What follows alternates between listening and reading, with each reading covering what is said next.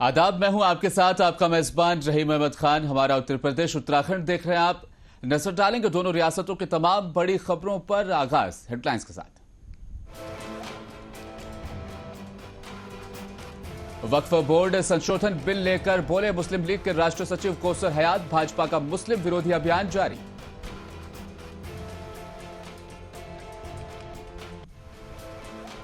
अयोध्या पहुंचा 3 सदस्यीय भाजपा का डेलीगेशन। मंत्री नरेंद्र कश्यप बोले ये घटना समाज को शर्मिंदा करने वाली।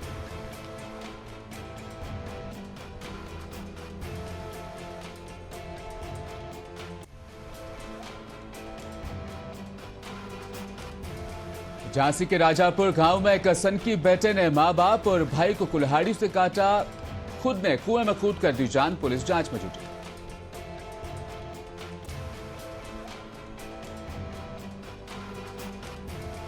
और उत्तर प्रदेश के मुरादाबाद जिले में एक शर्मनाक घटना। 10वीं क्लास की छात्रा को जंगल में ले जाकर किया गया उसके साथ गैंगरेप।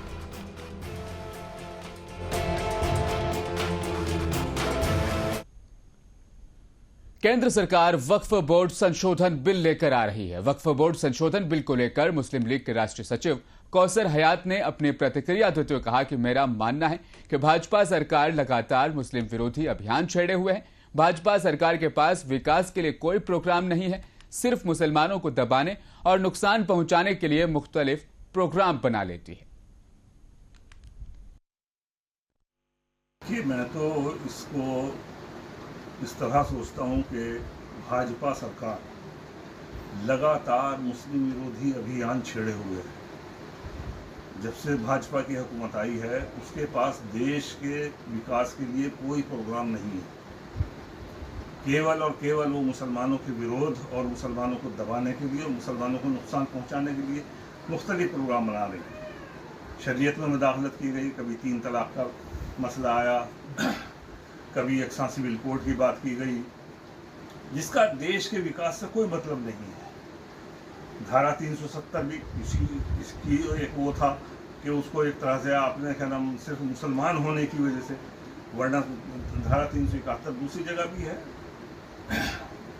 जो क्या नाम आपके पूर्वोत्तर के जो जिले क्या नाम सूबे हैं उसके अंदर वो चीज़ है, वही चीज़ सेम जो क्या नाम आपके कश्मीर के लिए है। ये देश के नुकसान के लिए कर रही है। अगर ये काम मुगलों ने किया होता या किसी और ने किया होता तो वो क्या नाम 50 साल भी नहीं रह पाते, और मैं कहता हूँ ये 20 साल भी नहीं रह पाएंगे। आखिरी 20 साल से भी ज्यादा भी नहीं रह पाएंगे। आखिरी सवाल, धर्मांतर को लेकर अब कहा जा रहा है कि कानून सख्त हो गया है, अब आजीवन की कारावास होगी, तो इसको किस तरीके से देखते हैं आप? देखिए, कानून का जहां तक सवाल है, धर्मांतरण के कानून का भी 2020 में ये कानून लाए थे। 2020 में कानून लाने के बाद इन्होंने बड़ी तेजी से मुकदमे कायम करने शुरू किए थे धर्मांतरण के, और धर्मांतरण के मुकदमे बिल्कुल फेक और झूठे मुकदमे कायम किए थे। मैं सरकार से ये पूछना चाहता हूं कि 4 साल हो गए कानून को बने हुए, जिसके बाद आपने हजारों मुकदमे कायम किए हैं, अभी तादाद नहीं मालूम। सरकार व्हाइट पेपर जारी करे, ये बताए कि कितने मुकदमे उसने कायम किए पिछले 4 साल में और कितने मुकदमों में दोषी पकड़े गए। किसी मुकदमे में आज तक कोई दोष साबित नहीं हुआ किसी का, इसलिए कि वो झूठे मुकदमे हैं और दूसरों के जरिए कराए गए हैं। अगर किसी ने धर्मांतरण किया तो उसने कायम नहीं किया, उसके रिश्तेदार कायम करा रहे हैं, दूसरी तंजीमें कायम करा रही हैं। साहब, ये धर्मांतरण हो रहा है। धर्मांतरण के नाम पर केवल और सिर्फ मुसलमानों को और ईसाइयों को परेशान करने की योजना है। उन पे झूठे मुकदमे कायम करके उन्हें थोड़े दिनों जेल में रखना है। उसके बाद वो अपना धीरे धीरे वो मुकदमे रद्दी की टोकरी में चले जाते हैं। 4 साल के अंदर जितने मुकदमे कायम हुए उनमें एक भी मुकदमे में किसी को कोई दोषी साबित नहीं हुआ। बहुत बहुत शुक्रिया बात करने के लिए। हमारे साथ मौजूद थे मुरादाबाद से मुस्लिम लीग के कौसर हयात साहब, जो मुस्लिम लीग से राष्ट्रीय संयुक्त सचिव है। मुरादाबाद से मुस्लिम लीग के शाह। अयोध्या गैंगरेप मामले में अयोध्या पहुंची 3 सदस्यीय भाजपा डेलीगेशन के सदस्य मंत्री नरेंद्र कश्यप ने अपना बयान दिया। उन्होंने कहा यह जघन्य अपराध है, अमानवीय है, समाज को शर्मिंदा करने वाली घटना है, हम सबको शर्मिंदा करने वाला है, हम इसकी निंदा करते हैं। समाजवादी पार्टी के बड़े नेता अखिलेश यादव नार्को टेस्ट और डीएनए की मांग कर रहे हैं। उन्होंने आगे कहा इसका मतलब साफ है, समाजवादी लोग पीड़ित परिवार के साथ नहीं अपराधियों के साथ है। ये जो जघन्य अपराध है अमानवीय है, समाज को शर्मिंदा करने वाला है, हम सबको शर्मिंदा करने वाला है। हम इसकी निंदा करते हैं, भर्त्सना करते हैं और दुखद ये है कि समाजवादी पार्टी के बड़े नेता अखिलेश यादव जी समाजवादी पार्टी के कार्यकर्ता नार्को टेस्ट की बात कर रहे हैं, DNA की बात कर रहे हैं। इसका मतलब साफ है। और बीएसपी के प्रदेश अध्यक्ष विश्वनाथ पॉल ने अयोध्या जाकर जिला महिला अस्पताल में पीड़िता से मुलाकात की और जाकर परिजनों से भी मुलाकात की है। समाजवादी पार्टी की पीडीए पर उठाए सवाल पर उन्होंने कहा कि क्या पीडीए के अंदर बिटिया को इंसाफ नहीं मिल पाएगा। सरकार ने बहुत देर से कदम इस मामले को लेकर उठाया, लेकिन दुरुस्त उठाया है। दबाव के चलते देर से एफआईआर इस मामले में दर्ज की गई है और उन्होंने समाजवादी पार्टी के डीएनए वाले सवाल पर भी जमकर निशाना साधा है।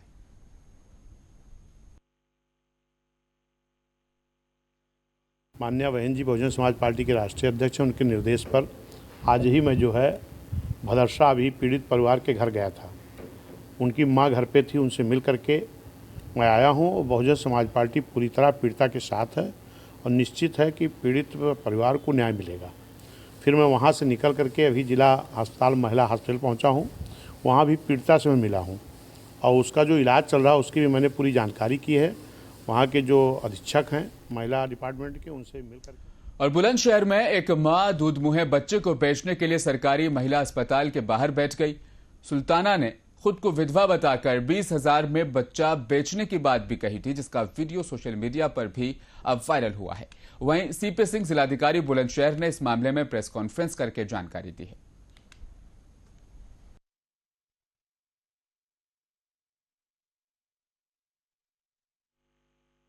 बुलंदशहर जिला अस्पताल में एक वीडियो सोशल मीडिया पे वायरल हो रहा है कि एक महिला जाकर के अपने बच्चे को बेचने का प्रयास कर रही है।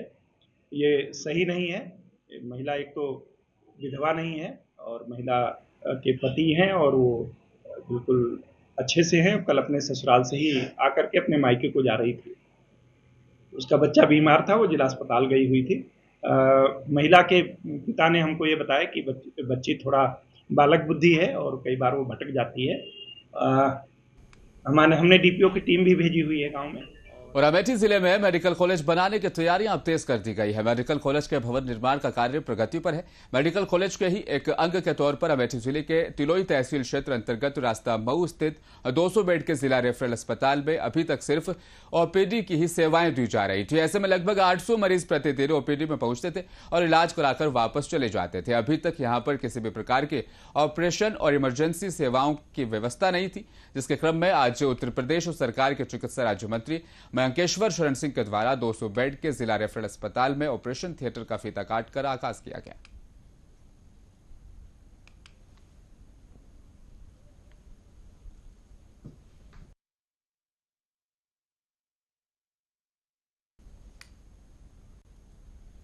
झांसी रक्सा के राजापुर गांव में एक सन के बेटे ने सुबह सोते समय अपने पिता, मां और भाई को कुल्हाड़ी से काट डाला। खून से सनी कुल्हाड़ी लेकर गांव में घूम रहा था। जब लोगों ने उसे पकड़ने की कोशिश की तब उसने कुएं में कूदकर अपनी जान दे दी। पुलिस ने युवक का शव बरामद कर लिया। सभी घायलों को मरने के बाद मेडिकल कॉलेज में उनका पोस्टमार्टम करवाने के लिए वहां पर भर्ती कराया गया है।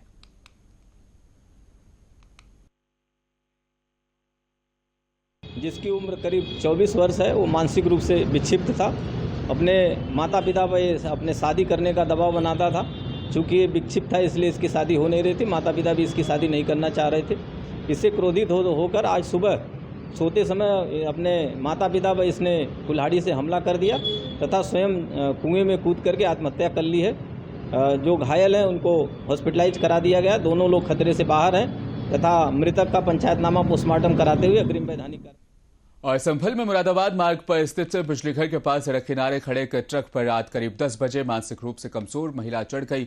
राहगीरों की सूचना पर पहुंची 112 पुलिस को देखकर महिला ने हंगामा भी शुरू कर दिया। ट्रक के नजदीक से हाई टेंशन लाइन भी गुजर रही थी। पुलिस ने तत्काल बिजली आपूर्ति बंद कराई और महिला को नीचे उतारने का प्रयास किया, लेकिन महिला करीब 30 मिनट तक हंगामा करती रही। पुलिस ने महिला को बातों में किसी तरह सुलझाया और 2 राहगीर युवक ट्रक पर चढ़ा दिए। इसके बाद महिला को पकड़कर ट्रक से नीचे उतारा गया। पुलिस ने महिला को जिला अस्पताल में फिलहाल भर्ती कराया है।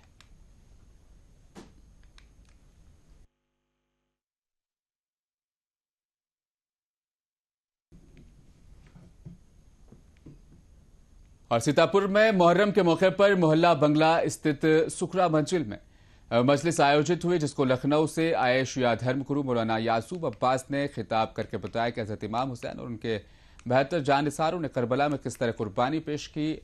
इस मजलिस के बाद मुंसिफ टीवी के सहयोगी अनवर हुसैन से खास बातचीत के दौरान कई अहम मुद्दों पर क्या कुछ उन्होंने कहा, देखिए हमारी खास रिपोर्ट। आज हम इस वक्त सीतापुर के सुगरा मस्जिद में मौजूद हैं। यहाँ पे असगर रज़ा और सीतापुरी की जानिब से मजलिस का एहतमाम किया गया है। हमारे साथ शिया कौम के जो हैं ये मौलाना यासूब अब्बास साहब हमारे साथ में हैं। आइए हम बात करते हैं। सबसे पहले बात करेंगे सर, जो आपने लखनऊ में जो ऐतिहासिक मजलिस की है, जिसकी लोग चारों तरफ से मतलब तारीफ, उस पर आप थोड़ा सा रोशन करिए। देखिए, ये तो अल्लाह का लाख लाख शुक्र है कि पाकिस्तान के आलिम अल्लामा शहनशाह हुसैन नकवी साहब जिस तरीके से लखनऊ आए, और ज़ाहिर बात है पाकिस्तान के वीज़े की इस वक्त प्रॉब्लम है और पाकिस्तान का वीज़ा जल्दी नहीं मिल रहा है, मगर अल्लाह का शुक्र है पाकिस्तान का वीज़ा मिला। उसके लिए मैं हुकूमत हिंदुस्तान का तहे दिल से शुक्रिया अदा करता हूँ। अपने लखनऊ के सांसद जनाब राजनाथ सिंह साहब का तहे दिल से शुक्रिया अदा करता हूँ। और उसके अलावा जो मजलिस इतने बड़े पैमाने पर हुई, वो हिंदुस्तान की तारीख़ की सबसे बड़ी मजलिस थी, और उसके लिए हमने पूरी टीमें बनाई थी और एक टीम वर्क था, क्योंकि उसके अंदर हमने इंतज़ामकार थे।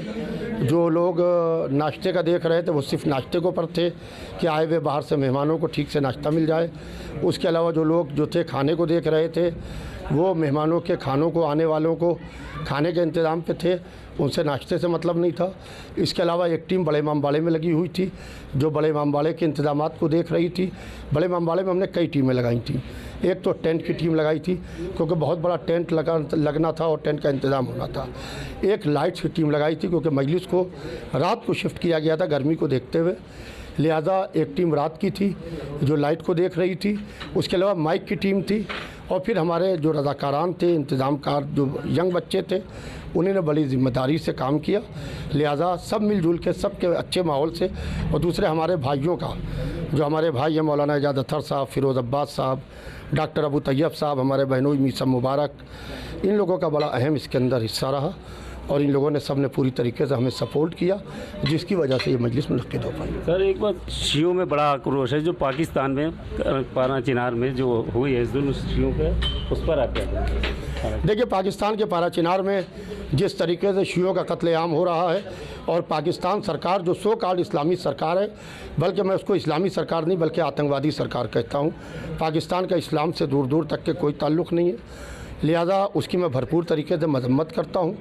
और ज़रा सी बात पर आवाज़ उठाने वाले लोग आज कहाँ हैं, जब पाकिस्तान में पारा चिनार में शियों का कत्लेआम हो रहा है और लोग तमाशाई बने हुए हैं। लिहाजा मैं ये अपील कर रहा हूँ, कल हमने बहुत बड़ा एक लखनऊ में छोटे इमामबाड़े में जलसा भी किया था एहतजाजी, और मैं अपील करता हूँ कि जहाँ तक हो सके अपनी आवाज़ को हुकूमत हिंदुस्तान तक पहुँचाएँ। और मैंने हुकूमत हिंदुस्तान से ये मांग की है कि जिस तरीके से कनाडा ने पॉलिटिकल असलम दिया पाकिस्तान के शियों को ख़ास तौर से, उस तरीके से हिंदुस्तान की सरकार पॉलिटिकल असालम दे, ताकि वहाँ के शिया जो हैं उनकी जान माल महफूज हो सके। सर, एक जो है पूरे देश में बेरोज़गारी का भी अहम मुद्दा है। आपके आसपास युवा ज़्यादा लोग रहते हैं, ख़ास तौर से कौम मिल्लत की बात की जाए तो बेरोज़गारी अहम मुद्दा है, इसको आप किस तरह से देखते हैं? देखिए, जहाँ तक कि बेरोज़गारी की बात है, बड़े अफसोस की बात है। असल में कौम के अंदर बेरोज़गारी बहुत है, ये बात बिल्कुल फैक्ट है। मैं गाँव जा रहा हूँ, देहात जा रहा हूँ, उसके लिए सबको मिल के कोशिश करना चाहिए। गवर्नमेंट की पॉलिसीज़, स्मॉल स्केल इंडस्ट्रीज़ है, उसको जो छोटे पैसे से इंडस्ट्रीज़ है जिसके अंदर आदमी 10,000, 15,000, 20,000 रुपये महीना कमा सकता है, वो इस तरीके के यूनिट्स कायम होना चाहिए। और हम लोग इसके ऊपर काम भी कर रहे हैं कि इस तरीके से स्मॉल स्केल इंडस्ट्रीज़ खुलवाई जाए ताकि ये बेरोज़गारी ख़त्म हो सके।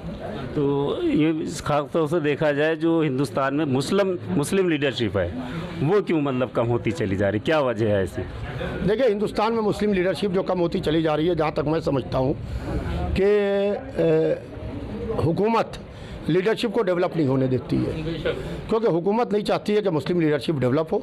अगर मुस्लिम लीडरशिप डेवलप होगी तो हुकूमत को कहीं ना कहीं दिक्कत आएगी, लिहाजा कोई हुकूमत मुस्लिम लीडरशिप को डेवलप नहीं होने देना चाहती। आज आपने जो मतलब वक्फ जो है थोड़ा सा देखिए, आज संसद में बिल पेश हो रहा है वक्फ को लेके, तो अहम बिल है ये, लिहाजा इसको मोदी सरकार पेश करने जा रही है। तो मैंने अभी ये मांग की है, ये अपील की है कि वक्फ से नंबर डिलीट कर दिए जाते हैं, वक्फ के जो वक्फ है उसको प्राइवेट कर दिया जाता है, और कोर्ट में जाके वक्फ बोर्ड की तरफ से कोई पैरवी नहीं होती है, और कोर्ट में वो जगह प्राइवेट हो जाती है। ज़्यादातर वक्फ की ज़मीनों पर भूमाफियाओं का कब्ज़ा है, लिहाजा मैंने ये अपील की है कि बिल इस तरीक़े तक लाया जाए जिसके अंदर भूमाफियाओं के ऊपर जो वक्फ में अमेंडमेंट करके वक्फ के अंदर चेंज करके नंबरों को डिलीट करके वक्फ के उनको बदल रहे हैं, उनके ऊपर लगाम लगना चाहिए। आखिरी कौम और मिल्लत को आप क्या मैसेज देना चाहेंगे? आप सीतापुर आए हैं, हर साल आते हैं। देखिए, मैं कौम और मिल्लत को ये मैसेज देना चाहता हूँ कि आप आपस में लड़ाई न लड़ें, बल्कि गरीबी, बेरोज़गारी और जहालत से लड़ें। जितना जितना हम गरीबी, बेरोज़गारी और जहालत से लड़ाई लड़ेंगे उतना उतना हमारी कौम तरक्की करेगी। बहुत बहुत शुक्रिया। ये थे हमारे साथ शिया ऑल इंडिया शिया पर्सनल लॉ के जनरल सेक्रेटरी मौलाना यासूब अब्बास साहब। आपने कहा है कौम और मिल्लत मिलजुल कर रहेंगी तभी तरक्की हम सबकी होगी। मुंसिफ टीवी से अनवर। और हरदोई में सावन में जल लेकर बाइक से शिव मंदिर गए कांवड़ियों की बाइक अचानक बेकाबू होकर पुलिया से टकरा गई। हादसे में 4 युवक गंभीर रूप से घायल हो गए। युवकों को बेहतर इलाज के लिए हरदोई मेडिकल कॉलेज में भर्ती कराया गया, जहां डॉक्टरों ने एक युवक को मृत घोषित कर दिया। पुलिस ने शव को कब्जे में लेकर पोस्टमार्टम के लिए भेज दिया और आगे की आवश्यक विधिक कार्रवाई जारी है। 5/8/2024 को थाना कोतवाली देहात पर यह सूचना प्राप्त हुई कि ग्राम गुलामोह के निकट एक मोटरसाइकिल अनियंत्रित होकर पुलिया से टकरा गई है, जिस पर सवार 3 कांवड़िया घायल हो गए हैं। सूचना मिलते ही स्थानीय पुलिस द्वारा तत्काल मौके पर पहुंचकर घायलों को उपचार हेतु जिला चिकित्सालय हरदोई भेजा गया, जहां उपचार के दौरान एक व्यक्ति की मृत्यु हो गई है, वहीं 2 व्यक्तियों का इलाज चल रहा है, जिनकी स्थिति सामान्य है। शाहजहांपुर के थाना कटरा क्षेत्र में मकनपुर नहर के पास जंगलों में देर रात पुलिस और गोकशी करने वालों के बीच हुई मुठभेड़ में एक सिपाही और 2 गोकशी करने वाले तस्करों को गोली लगी है। मौके पर उनका एक साथी भी गिरफ्तार हुआ। एक साथी सहित 3 गिरफ्तारियां इस मामले में हुई। पुलिस ने 2 अवैध तमंचे, खोखा, कारतूस, एक बछड़ा और गोकशी के उपकरण को भी बरामद कर लिया। इस मौके से 5 आरोपी फरार हुए हैं, जिनकी गिरफ्तारी के लिए पुलिस अब कोशिश कर रही है। जरिए हमको फिर सूचना प्राप्त हुई कि कमला नहर पुलिया के पास में जंगलों में कुछ लोग एक गोवंश को काटने की योजना बना रहे हैं। इस पर प्रभारी निरीक्षक कटरा मैं फोर्स के मौके पर पहुंचे तथा उक्त व्यक्तियों को गिरफ्तार करने का प्रयास किया, जिस पर उनकी तरफ से पुलिस पार्टी पर फायर किया गया। पुलिस पार्टी द्वारा भी आत्मरक्षा में जवाबी फायर किया गया, जिससे कि मोहम्मद जफर कुरैशी व रहीम। मुरादाबाद जनपद के सिविल लाइन्स थाना इलाके से एक शर्मनाक घटना सामने आई। दबंगों ने एक 10वीं की छात्रा को जंगल में ले जाकर उसके साथ दुष्कर्म की घटना को अंजाम दिया। साथ ही पीड़िता का वीडियो बनाकर सोशल मीडिया पर वायरल भी कर दिया। पुलिस ने 5 आरोपियों के खिलाफ मुकदमा दर्ज कर लिया। 3 आरोपियों की गिरफ्तारी की बात पुलिस कह रही है। 2 आरोपियों की गिरफ्तारी के लिए कोशिश भी की जा रही है। जल्द ही उन्हें भी गिरफ्तार कर लिया जाएगा।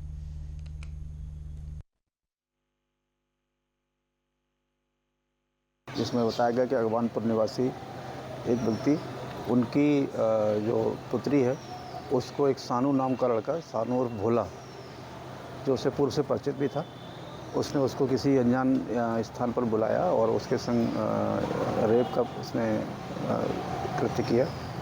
और उसके पश्चात उसने 3 अन्य साथी को बुलाकर उसको वीडियो बनाने का भी आरोप लगाया गया, जिस संबंध में थाना सिविल लाइन्स पर एक अभियोग पंजीकृत किया गया है 64 BNS और 61(2) BNS धारा के अंतर्गत। और इस संबंध में इसमें 3 मुख्य आरोपी से 3 कुल आरोपी गिरफ्तार हो चुके हैं और 2 अन्य शेष।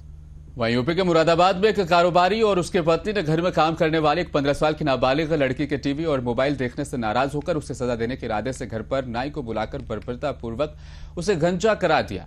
जब युवती के परिवार वालों को इस घटना के बारे में जानकारी मिली तो युवती की मां ने मुरादाबाद के गलशहीद थाने में इस कारोबारी और उसकी पत्नी के साथ उन पर रिपोर्ट उनके खिलाफ दर्ज कराई है। उनके खिलाफ नाराजगी भी जाहिर की है। ये दिनांक 2/8 को थाना गर्ल्स सहित से संबंधित एक प्रकरण पुलिस संज्ञान में आया था।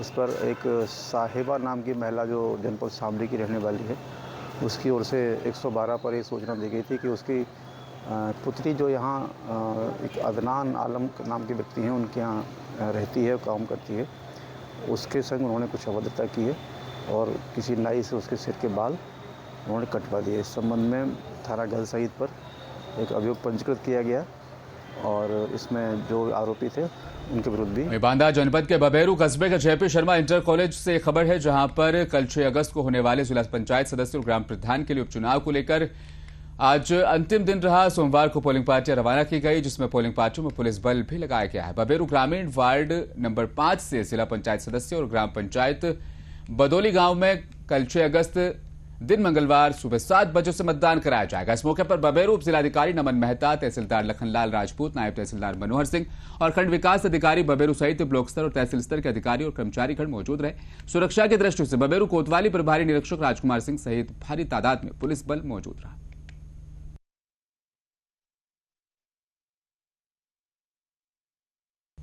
और रुड़की के जबरेड़ा नगर पंचायत एक बार फिर चर्चाओं में है। नगर पंचायत के पूर्व चेयरमैन और पूर्व राज्य मंत्री गौरव चौधरी ने प्रधानमंत्री आवास योजना में बड़े पैमाने पर गड़बड़ झोले का इल्जाम लगाते हुए नगर पंचायत के ईओ का जोरदार घेराव किया। उन्होंने आरोप लगाया कि प्रधानमंत्री आवास योजना में आवास पात्र व्यक्तियों को घर न देकर कुछ खास और बड़े लोगों को घर दिए जा रहे हैं, जिसे किसी भी सूरत में बर्दाश्त नहीं किया जाएगा। उन्होंने 200 लोगों को अभी तक दिए गए आवासों की जांच कराने की भी मांग की। उन्होंने कहा कि सैकड़ों लोग ऐसे हैं जो अपने आवास के लिए हर रोज नगर पंचायत दफ्तर के चक्कर लगा रहे हैं, लेकिन उन्हें अभी तक भी आवास की कोई किस्त जारी नहीं की गई। आज भी बहुत से लोग बेघर हैं।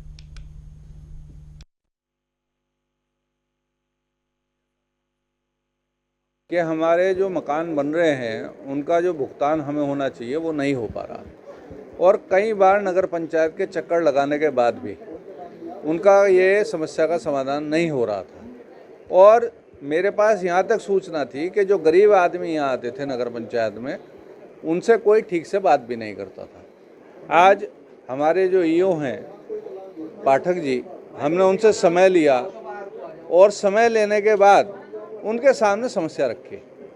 उन्होंने कुछ कागज़ हमें दिखाए और हमने ये कहा उनसे कि ये पात्र या अपात्र लोगों की जांच भी आपने करी होगी, क्योंकि शिकायत ये भी थी कि जो लोग सिर्फ राजनीतिक। अमरोहा नगर मोहल्ला तुलवारशाह में एक कॉटन कारखाने में शॉर्ट सर्किट से भीषण आग लग गई। कारखाने में काम कर रहे मजदूरों ने भागकर अपनी जान बचाई। कारखाने में आग लगने से लाखों रुपयों का माल जलकर राख हो गया और आग लगने से आसपास के इलाके में भगदड़ मच गई।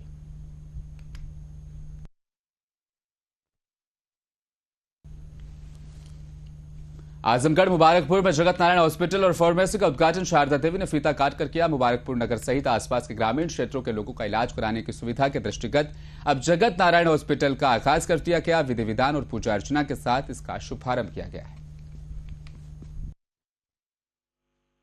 जगत नारायण हॉस्पिटल मुबारकपुर में सिक्टी गेट पे आज इसकी शुरुआत हुई है, जो कि आप लोग को बताएं, जो साधारण हॉस्पिटल मऊ में है और जो इंदिरा आईवीएफ साधारण टेस्ट ट्यूब बेबी है, उसकी पूरी टीम आज यहाँ पे मौजूद है।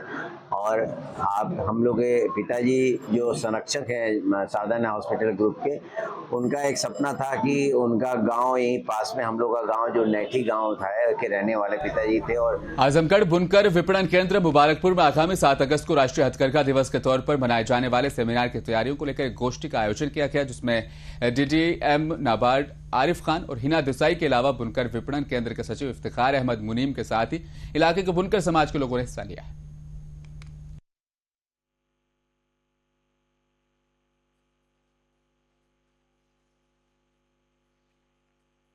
आज का जो बैठक का मकसद है वो ये है कि हम सब जानते हैं 7 अगस्त जो है वो नेशनल हैंडलूम डे के तौर पे 2015 से मनाया जा रहा है। चूँकि मुबारकपुर जो है वो हैंडलूम का बहुत बड़ा सेंटर है, हमारी काफ़ी बड़ी आबादी बुनाई के साथ जुड़ी हुई है और हैंडलूम हमारी जान है, ये कहे तो मैं मान रही हूँ कि वो मैं गलत नहीं। और बिजनौर के कोतवाली इलाके में पुलिस की बाइक सवार 2 बदमाशों से मुठभेड़ हो गई, जिसमें एक बदमाश के पैर में गोली लगी है। घायलों को जिला अस्पताल में भर्ती कराया गया। बैंककर्मी से क्यूआर कोड के जरिए 45,000 रुपए की लूट की थी। बदमाशों के पास से बाइक, तमंचा और कारतूस को भी बरामद कर लिया गया। पुलिस फिलहाल आगे की कार्रवाई में जुटी। इस मुठभेड़ में एक सिपाही भी घायल हुआ है।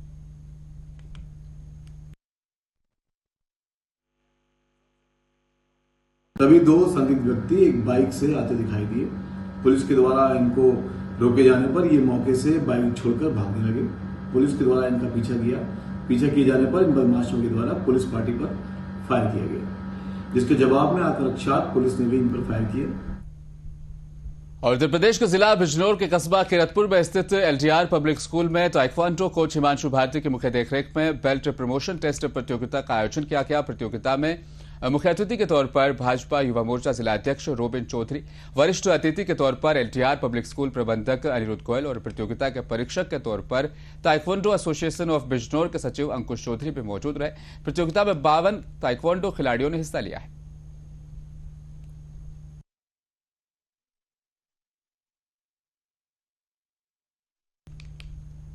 और बिजनौर के नूरपुर रोडवेज बस स्टैंड अवैध रूप से नगरपालिका द्वारा बनाई जा रही दुकानों पर जनता का आक्रोश अब बढ़ता जा रहा है, जिसको लेकर क्षेत्रीय विधायक राम अवतार सैनी द्वारा डीएम बिजनौर से मुलाकात की गई। इन्होंने पत्र लिखकर 5 अगस्त को धरना प्रदर्शन करने की चेतावनी दी थी। बगई आज नूरपुर नगर में रोडवेज बस स्टैंड के पास क्षेत्रीय विधायक राम अवतार सैनी और जनता ने धरने पर बैठकर दुकानों को हटाने की भी मांग की है।